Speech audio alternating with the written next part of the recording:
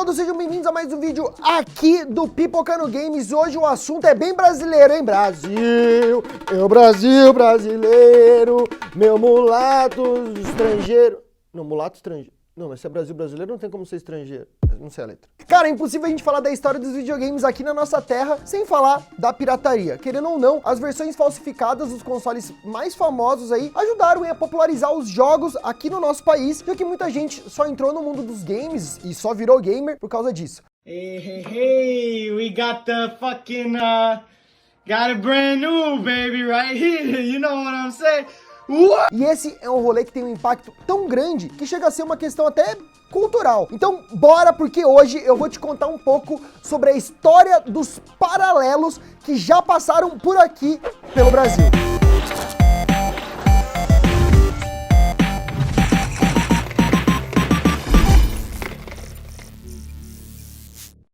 Vale também dizer que tem um documentário, acho que do The Enemy e também da Red Bull, muito foda. No The Enemy tem uma série muito legal sobre entrevistando a galera e tal. Se você quer saber a história, tintim por tintim, de tudo, todos os passos de como foi isso aqui no Brasil, nesses vídeos lá vai estar tudo. Aqui eu vou tentar passar por cima só pra gente dar uma relembrada. O campo de jogo é igual, mas as artes a gente muda. O que vocês acham? Os caras toparam. E o brasileiro sabe fazer as coisas.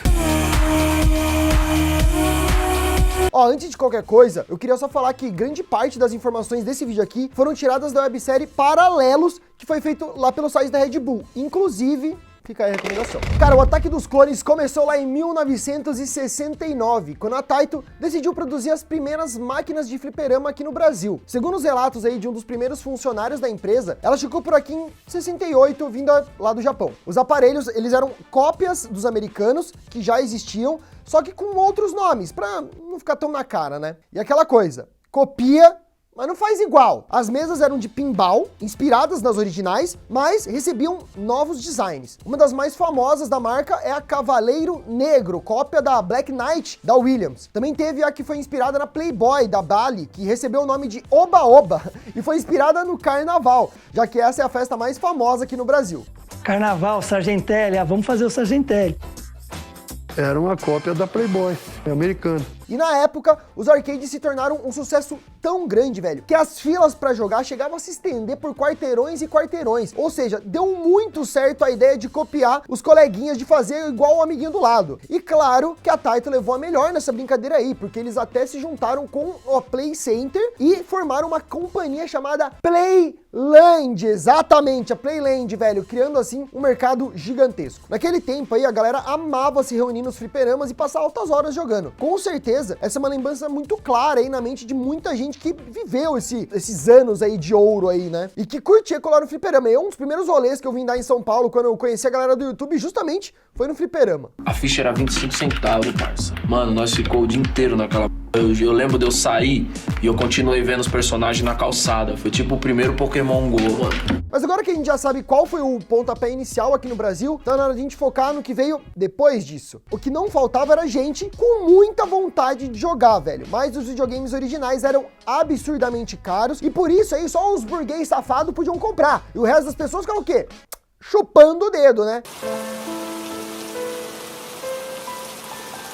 Além disso, nos anos 80 também, existia aquela tal lei de reserva do mercado que proibia a importação de produtos eletrônicos. Só que, como a gente já sabe, o brasileiro não desiste nunca! Então, diante desses problemas, algumas empresas aí tiveram a brilhante ideia de criar cópias dos consoles que eram caríssimos e que, obviamente, iam custar muito mais barato que os originais e iam fazer a mesma função. Era um por um. Mesma coisa, só que mais barato, produzido no Brasil. Cara, e o primeiro que apareceu aqui foi o mais famoso entre os chamados Famiclones, Phantom System. Cara, era uma cópia descarada do Nintendinho, feito pela Gradiente no final dos anos 80. O negócio era tão bem feito que era compatível até com os cartuchos originais, meu parceiro. Tipo assim, ele era meio Frankenstein. Em aspectos técnicos, ele parecia bastante o Atari. E isso não é uma coincidência. O que aconteceu foi que a ideia da Gradiente era fazer os clones do Atari mesmo. Mas, como o interesse pelo console começou a diminuir muito, eles decidiram usar o que já existia para fazer uma coisa, tipo, mais atual. O console piratão aí, ele contava com o mesmo sistema 8 bits da Nintendo e uma entrada para cartuchos vídeos de 72 pinos, mas com o adaptador dava para usar também um de 60 pinos. Aliás, esse negócio de pino aí é muito nostálgico, só quem viveu sabe, só quem assoprou muita fita. Guzang, beijo Guzang. As fitas maiores vinham no padrão americano de 72 pinos, já o padrão japonês tinha só 60, e era uma pira esse negócio de pino aí. Mas foi isso, com a carcaça do Atari e o sistema da Nintendo, essa aberração dos videogames fez muita história e se tornou um dos mais populares aqui no Brasil e apertou o start dessa onda de consoles clonados aí. Phantom System. Nunca foi tão emocionante ficar em casa. Logo depois, quem chegou por aqui foi ele, o Master System, trazido pela Tectoy em parceria com a Sega. Esse videogame ele não era cópia de nenhum outro, mas entra no meio desse rolê todo. Por isso é importante a gente falar um pouco aqui sobre ele e entender qual foi a parte dele aqui nesse processo. Ele foi o responsável pelo sucesso da empresa, mesmo não sendo o primeiro fruto dessa colaboração, já que lá em 88, as duas se juntaram para conseguir licença da pistola de Luzillion, que era um brinquedo com sensor usado para atirar em quem estivesse usando um alvo, acendia uma luz e tal, quando a pessoa era atingida. Maneiro. E a galera investiu pesado no marketing, cerca de 2 milhões de dólares. E aparentemente deu certo, porque o retorno foi de aproximadamente 33 milhões de doletas, contando só as vendas do console. O Master System, ele era vendido na época por um preço bem alto e vinha com 2 jogos. A versão com óculos 3D e a pistola Style eram ainda mais caras. Ou seja, o jeito era continuar comprando videogame no Paraguai mesmo e se contentar com o Phantom System ou esperar mais cópias baratas chegarem, né? O negócio era esperar. Mas bom, vamos voltar para a história principal. Agora que a gente entendeu onde o Master System estava. Então, enquanto o Master System ele tentava sair na frente do Phantom System, a dona Nintendo descobriu a existência aí do console pirata e pediu o quê? A descontinuação do produto em troca de fazer da Gradiente a representante oficial da Nintendo no Brasil. Claro que eles aceitaram sem pensar 2 vezes, né? E assim o Brasil foi o primeiro lugar a fabricar videogames e cartuchos originais da Nintendo, com sede aonde? Lá em Manaus, né, meu querido? Nossa querida Zona Franca de Manaus. E o que aconteceu foi que a Nintendo falou, olha, então, se vocês derem uma parada com o Phantom, descontinuarem o Phantom, a gente volta a conversar para vocês representarem a Nintendo no Brasil. E ó, se já tava difícil fazer videogame, imagina os jogos, velho. Mas a Tectoy precisou começar a produzir mais jogos pro Master System, mesmo sem saber, tipo assim, por onde começar. Então o Brasil entrou no mercado de jogos com Turma da Mônica em O Resgate! Eu adoro esse jogo, que é uma cópia do famoso Wonder Boy 3 The Dragon's Trap. Foi lançado pela Sega como uma continuação direta lá do Wonder Boy em Monster Land. Nessa sequência, o personagem principal é amaldiçoado, vira um dragão e precisa descobrir um jeito de reverter a situação. O legal é que nessa jornada, ele pode se transformar em outros animais para conseguir passar pelos obstáculos. E aí, né, veio o quê? A galera da Tectoy fez o quê? Colocou os personagens criados pelo Maurício de Souza no lugar dos animais, tá ligado? E o negócio, mano, foi embora. E o pior, velho, é que essa adaptação não só ficou boa, como ganhou destaque fora do país, velho. Puta, eu joguei muito Sônica no Castelo... Sônica! Eu joguei muito Mônica no Castelo Encantado, mas muito, velho.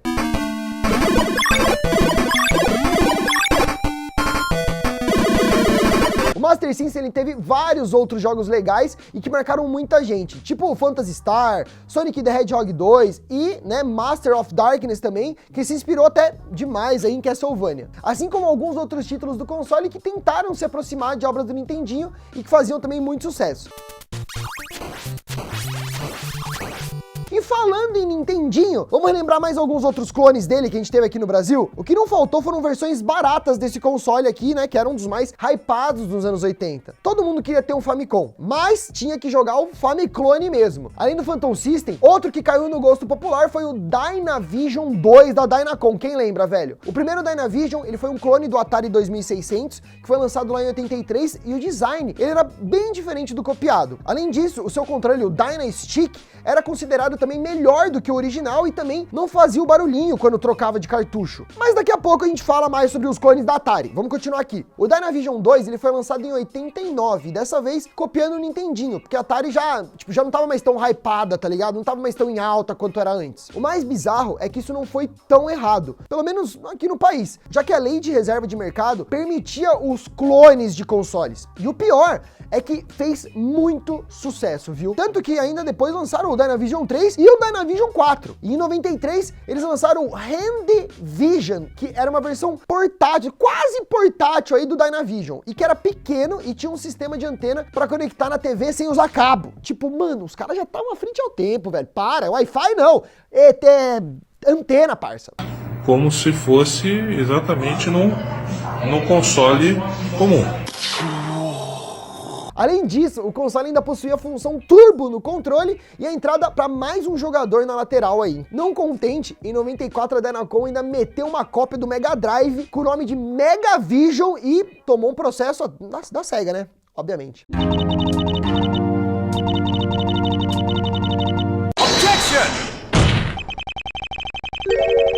Não vamos esquecer de quem? Beat System, feito pela Dismac em 1989, ou talvez o clone mais estranho do Nintendinho que a gente teve. O problema dele era justamente a semelhança. Parece demais com o original, só que com aquela cara, né, de imitação. Ele também vinha com uma pistola laser e tinha os cartuchos também fabricados pela própria Dismac. Teve também o Top Game e o Turbo Game, que foram lançados pela CCE e que vinham com duas entradas para 60 e 72 pinos. O Top Game ele virou um clone do Nintendinho preferido aí de várias pessoas, principalmente por causa dessa entrada dupla, que você podia jogar os cartuchos de 70 ou de 60 pinos. Aliás, a logo e o próprio nome desse console te lembram alguma coisa? Pois é.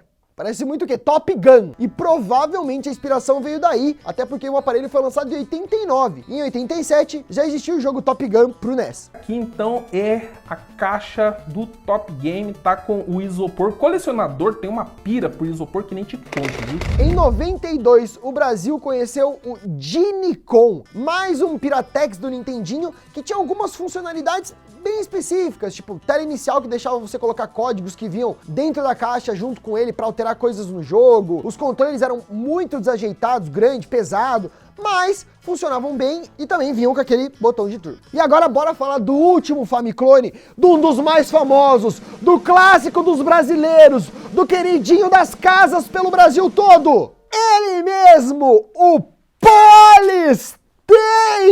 Ah, maluco, o console que chegou em 97, tem cara e controle de PlayStation 1, mas também era só uma imitação do amado Nintendinho, onde você podia usar cartuchos originais ou modificados. A logo imitava do PlayStation na cara dura mesmo, e o mais engraçado é que você abria a tampa de onde encaixa o CD e tinha uma entrada pro cartucho, tá ligado? Então você abria o negócio, caralho, vou colocar um CD aqui, aí uma entrada de cartucho, fala, ah, tá.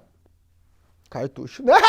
E esse cara, ele era assim, o mais legal de todos, porque ele vinha da China, passava pelo Paraguai e aí vendiam por aqui, ou seja, era tudo tipo assim, umas peças meio de contrabando, falsificada, tá ligado? Mas cara, nada disso importava pro pessoal que só queria jogar um joguinho na paz, e vamos combinar também que não era só jogar o joguinho em paz, mas era pagar barato no jogo. Era caro o jogo no Brasil. No Brasil, as coisas sempre foram muito caras. Então, eu acho que esse mercado de paralelos fez a gente ter o mercado que a gente tem. A gente até falou um pouco disso aqui nos jogos mais legais de PlayStation 2, melhores exclusivos. Clica lá pra você dar uma assistida. O PlayStation ele funcionava muito bem para isso. Apesar de ele enganar muita gente pela aparência, ele fazia o seu trabalho. Mais tarde, os caras até fizeram o PlayStation 2 e o mini PlayStation 3, que era muito charmoso, com uma telinha lateral, tá ligado? Um controle delicadinho, coisa boa. E pro Atari, a gente teve o Dactari aí, que foi uma cópia quase fiel, fabricada em São Paulo. Olha isso aqui, velho. Olha isso aqui. O cara que copiou o negócio, ele não tinha um pingo de vergonha na cara e até falou que os japoneses também copiavam tudo. Então assim, já que os caras copiam, eu também vou copiar. Como se um erro justificasse o outro. That man's an imposter. That man is the imposter. Teve também o Mega Boy, que foi um clone também aí quase portátil do Atari 2600, feito aí pela Dynacon, e que se ligava na TV tipo Handyvision. E não tem como não mencionar o que? O Super Game, querido, que era uma cópia feita pela CCE e que foi o primeiro videogame de muito gamer por aí. O design dele, ele era super bonito, logo na caixa dava pra você perceber que o bagulho era caprichado até os últimos. Via vários jogos, tá ligado? Tinha Pac-Man e os controles também eram muito legais e funcionais. Mas na história de Xerox de videogames, cara, teve muito mais console que entraram no Ctrl-C, Ctrl-V. A gente tem o PXP 2000, que era uma cópia estilosa do PSP Go, e até uma imitação, tipo assim, grosseira aí do primeiro Nintendo DS, o Neo Double Games. E pasmem, teve até o X-Game 360. Será que é familiar pra você esse nome? Pra você que não percebeu, é uma cópia do Xbox 360 muito feia e que tem um X verde enorme, bem em cima, assim, uma pistolinha de acompanhamento. Os caras enfiam pistola onde... Essa frase ia ficar muito errada. Mas era de cartucho também, igual o Polystation. Então não tinha CD, não tinha tecnologia nenhuma, é cartuchão mesmo. Ah, moderno. Agora, esse aqui é pérola, velho. O Batman. Quem achou uma boa ideia fazer um console usando a imagem do morcegão com corpo de Xbox, controle de PlayStation 1 e entrada de cartucho de Nintendo de 8 bits? Quem que teve essa ideia, velho? E o Batman nem usa arma de fogo, tá ligado? Por que tem uma pistola no negócio? Cara, o fato é que toda essa história de pirataria no Brasil acabou ajudando a construir, acho que esse universo, esse mercado de games tão vasto e tão rico que existe aqui hoje em dia. Chega até a ser uma questão cultural da gente ter copiado essas coisas. A gente pode ver o impacto, por exemplo, até do CS Rio, que foi um mod do Counter-Strike criado por brasileiros. O cenário é a favela e tem até bala perdida no bagulho, o que mostra bem essa realidade das comunidades brasileiras que foi jogado por muita gente. O jogo estourou tanto que passou a ser vendido por camelôs nas ruas e virou até caso de polícia, chegando a ser proibido no país, velho. E outra coisa que marcou também é que o mapa foi proibido no Rio de Janeiro, né? Virou uma coisa que virou caso de polícia, assim, era proibido a Lan House no Rio de Janeiro ter esse mapa. Proibiram a venda no Brasil inteiro do jogo, mas na época a gente já comprava jogo digital, não era uma piada. Pra quem não lembra, eu já falei aqui, a gente falou num vídeo que o CS tinha sido proibido no Brasil justamente por ter essas poucas semelhanças aí. Então, cara, tipo assim, fora os outros mods, GTA Rio, GTA Tropa de Elite, Bomba Pet, tem um monte de coisa aí, velho. Inclusive, os jogos piratas também tiveram sua importância, porque o PlayStation 1, PlayStation 2, Xbox 360 fizeram muito sucesso por aqui e muita gente só teve acesso a eles graças aos jogos de, mano, compre e treina na barraquinha do tiozinho da esquina lá, mano, pague 10, leve 3, tá ligado? Aí, galera, 3 por 10, 3 por 10.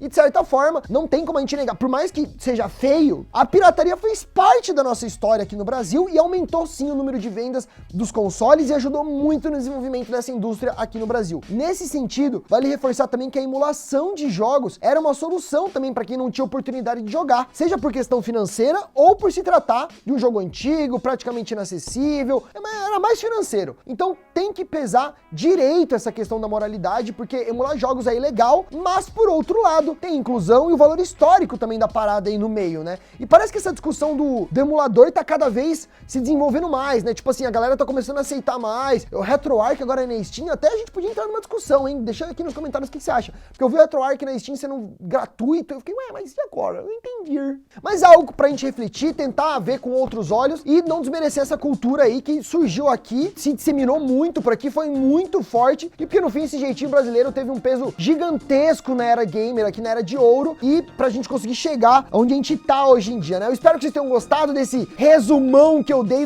da história dos consoles paralelos, e pra gente ver como o brasileiro, no fim do dia, ele dá o seu jeitinho. E lembrem-se, fica a recomendação pra vocês verem aqui, tanto o documentário do DNM quanto da Red Bull, porque é muito mais completo, tem bem mais episódios, e dá pra entender, mano, tintim por tintim, não só quais foram esses consoles, mas quem são esses personagens que também fizeram parte dessa história. Desenvolvedores, arquitetos, empresários, que fizeram esses investimentos e trouxeram essa ideia, não só dos consoles, né, de tentar importar, mas também de criar esse mercado no Brasil e ver o potencial de que brasileiro também era gamer. Eu espero que vocês tenham gostado, rapaziada. Muito obrigado a todos que assistiram. Não esqueçam de me corrigir aqui nos comentários à vontade, o quanto vocês quiserem. O Game aqui tá errado, o Game aqui tá certo. E a gente se vê num próximo vídeo. Um beijo no coração de vocês.